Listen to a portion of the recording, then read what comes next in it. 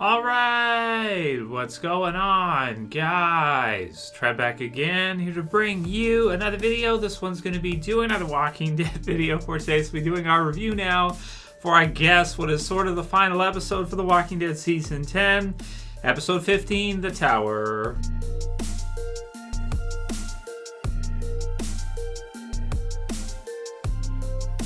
Alright, and possible spoiler warning if you guys have not seen this episode yet for The Walking Dead Season 10, Episode 15, The Tower. So that makes this the final episode of this season, although it's not really technically supposed to be the finale because Episode 16, as we've gone over many videos now and given our thoughts on this quite a bit, even as recent as this morning. Had some new details for that. I'll put the link in the end screen videos if you guys didn't see that yet for when we can expect to see the final episode, Episode 16. Just a reminder, next weekend, don't look for it. There will not be a new episode of Walking Dead for the 16th episode like usual. We'll have to wait until that one is finished, and the details are in that video earlier today. But basically, it will have to be, it sounds like, once the quarantine is lifted and AMC is able to actually go back to work, which based on time frames, we have no idea when that is, so that could be a while.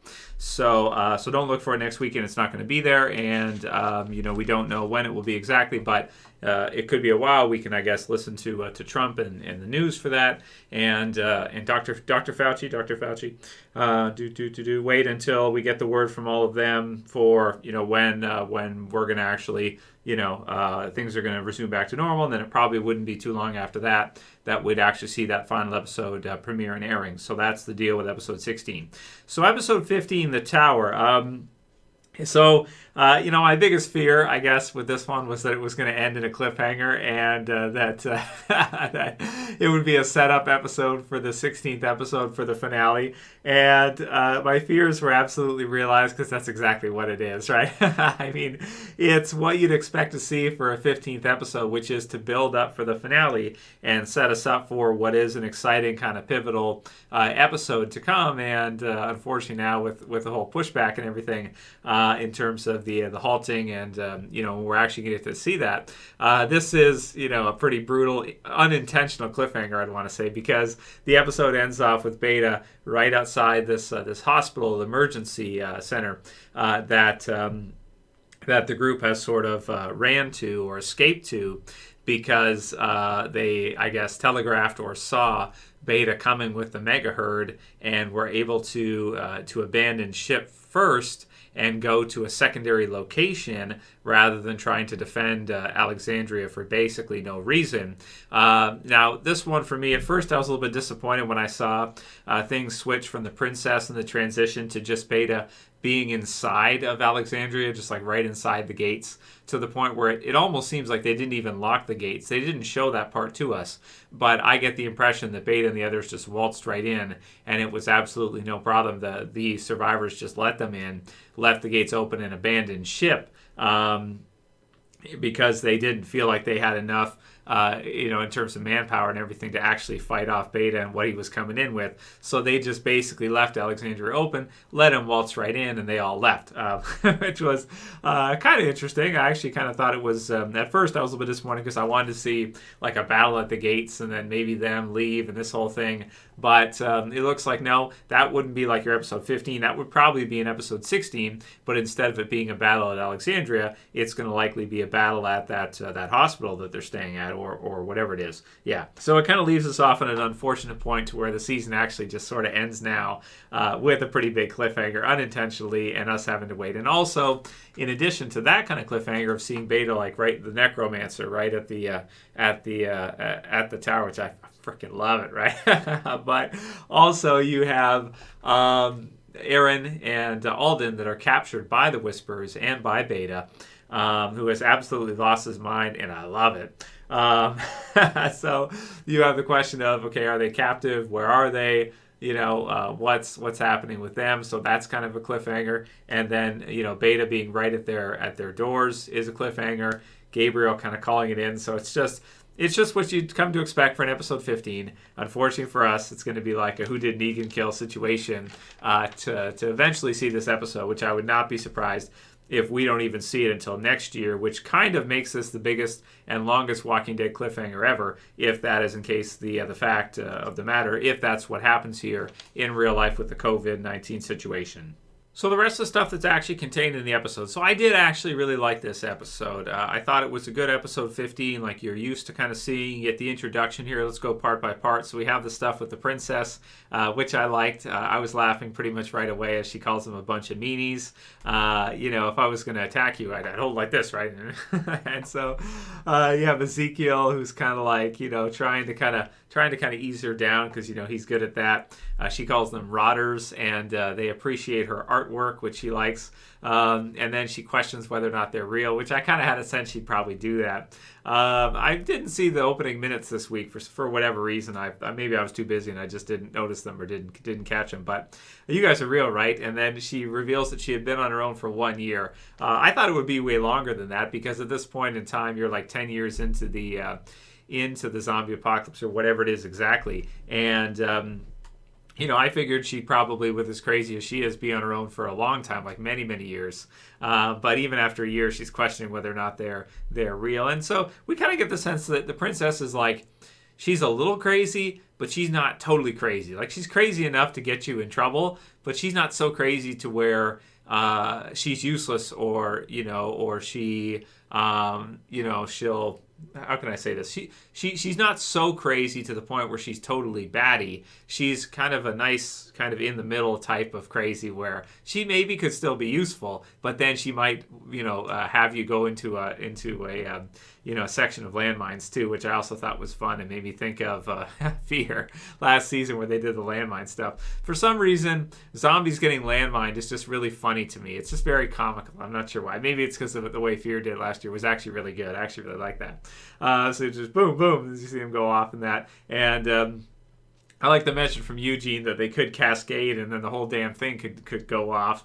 And, so it was just funny. It was kind of a silly, fun, intense thing. She does eeny, meeny, miny, mo for a minute, and she's trying to figure out, like, okay, where do we go? And then you get kind of the sense that she really has no idea what she's doing, and she's just basically, maybe she went through it before, like once or twice or something, but at this time right now with the others, she really, I get the idea that she really has no idea what's going on.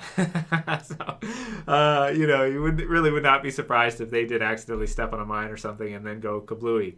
But they get out of it okay, and that's all right. So you have, at the beginning, she's firing the bullets. The horses run. She finds one of the horses, which is, blown to smithereens, and then we get the intro rolling.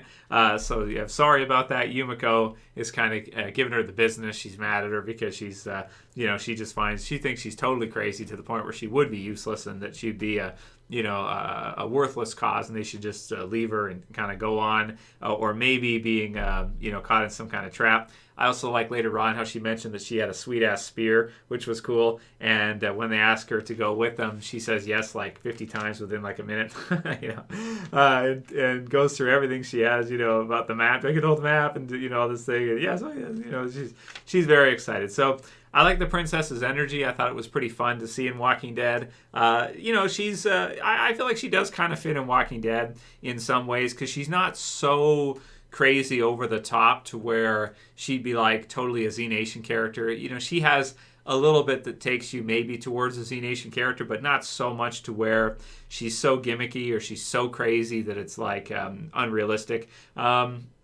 You could see somebody like that kind of living on their own, maybe hair dye and stuff like this, right? So, you guys she just wants to like hang out, right? You just get the sense that she just wants to like have some fun with them, hang out. She's worried they'll leave, so she takes them around maybe accidentally or half accidentally on this little thing and then brings them right back to where they started. And Eugene, of course, as being the smartest one, is able to figure out that they've kind of gone around in a circle and really haven't gone anywhere. And, maybe her just wanting to kind of like, be with them. She kind of reminds me of sort of like, it kind of feels like she's like a labyrinth type character. Like she brings them around, she brings them on this thing, that she comes back to like right where they start, right?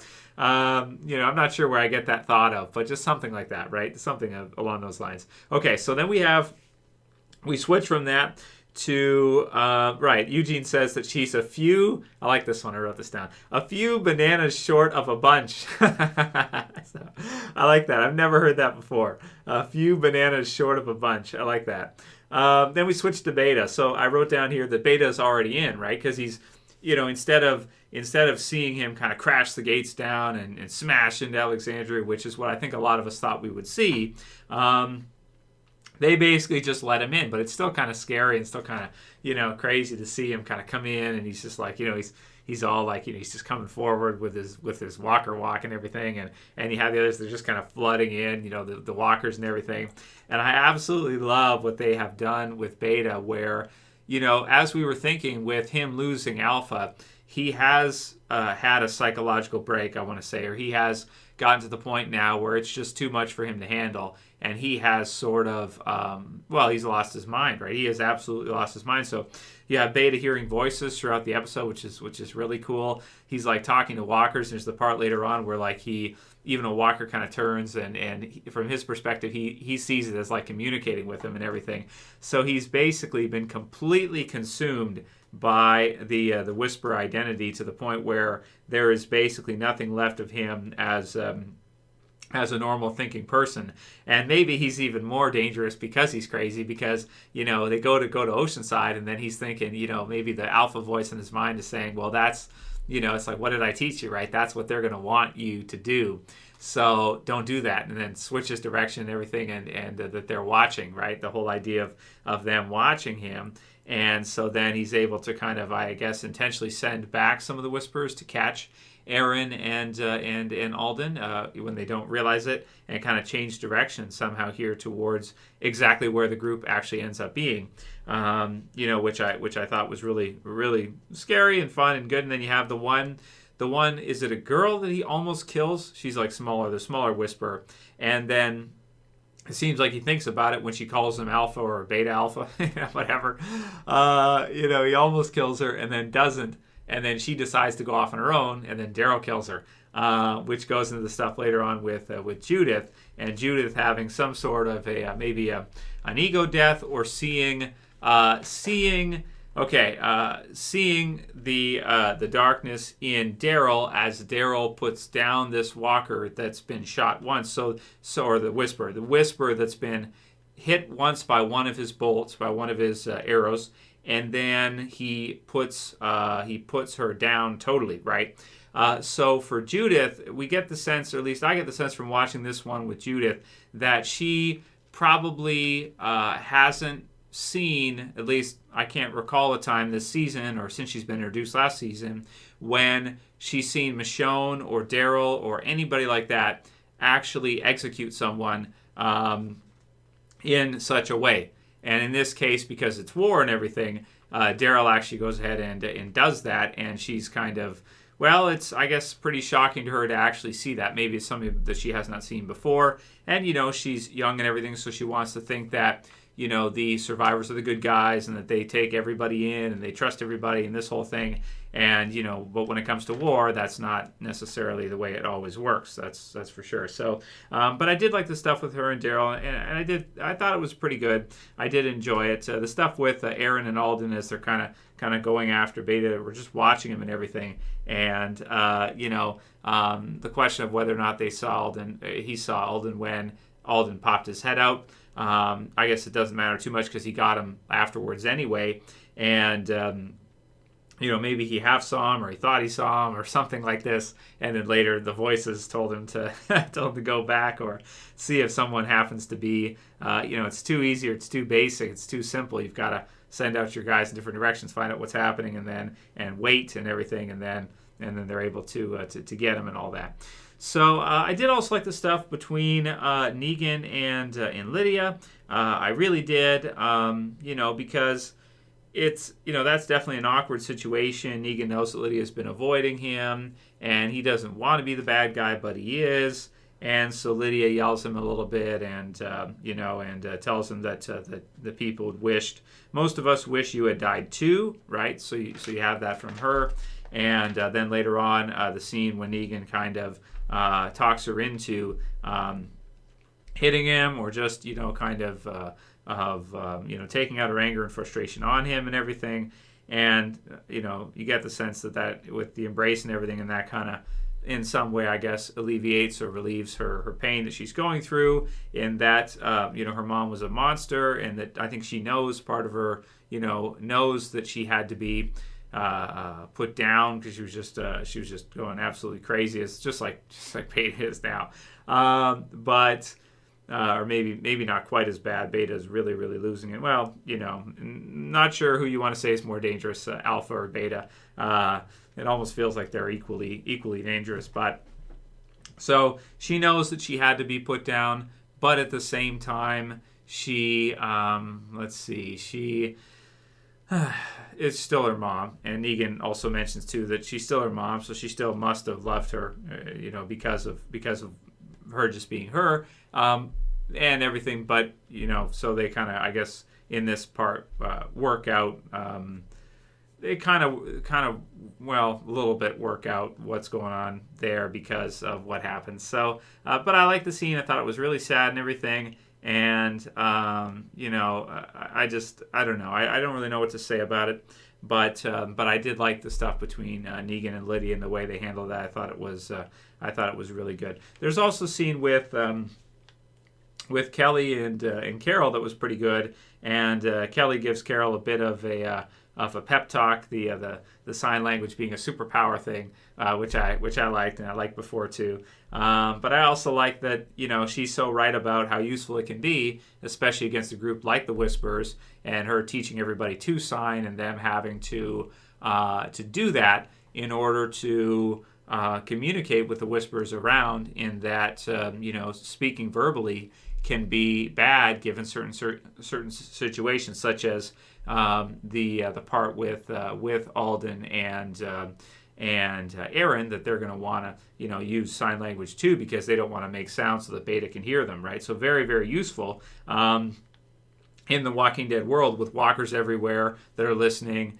and whispers all over the place that are listening and thinking, to keep yourself quiet. So I really like that stuff. Thought it was good. And the question of her kind of going off and doing what she does, which is being a lone wolf, maybe that pep talk will help Carol to go ahead and do that, as you have this mega herd that is this horde that is right outside of the emergency room. And I guess we have an emergency, right, friends?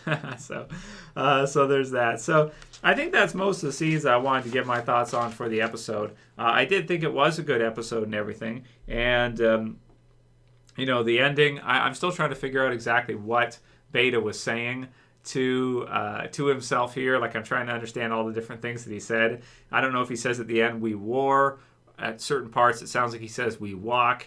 Again, he's kind of walker talking, and so it's good stuff. I really do enjoy it, to see kind of Beta just kind of be consumed by it. And I guess that's the final sort of version for a Whisperer, right? That's the final transformation for a Whisperer, is to where they go to the absolute extreme, to where they have become basically a walker, right? That's the final, that's the level 99 Whisperer, I think. So maybe you could say in some ways Alpha's death allowed Beta to become possibly the ultimate Whisperer, in that he became just like a zombie, or he became as much of a zombie as a person could possibly be without actually dying and actually turning into a zombie, right? Into a walker. So good stuff, man. So in terms of score for the episode, unfortunately the TS19 situation has totally effed up all of the flow for the season and everything with the finale here, because it looks like it was going to be a great finale. It was set up awesome, and I'll give this episode an 8.9. Maybe I would have rated it higher if we were going to see episode 16. I probably would have. It's just such a shame, but it's okay. It's not life or death or anything, so that's all good. And I am heavily looking forward to getting to see episode 16 whenever we eventually do. I enjoyed the tower. I thought it was really good. I thought it was different in a lot of ways from what I had predicted or what I had thought we would see. I thought we'd see a battle at Alexandria. I thought we'd see a Beta crash down the Alexandrian walls and everything. And instead, that wasn't at all what we saw. We saw something totally different. But it was still cool. It was still exciting and everything. And I still heavily enjoyed it very, very much. So what's going to happen now? I have no idea, man. I guess we'll discuss that in the predictions video coming up soon. Anyway, let me know what you guys thought about the tower. If you like this review, please thumb it up below. leave me a comment, and I'll be back again soon for the predictions for the finale episode whenever we do see it. Yeah, man, I mean, live stream tonight. We'll do a live stream as per usual. And that's it for this review, guys. I'll see you soon for those videos. It's Trev, and I'm saying peace. Later, guys. See you soon.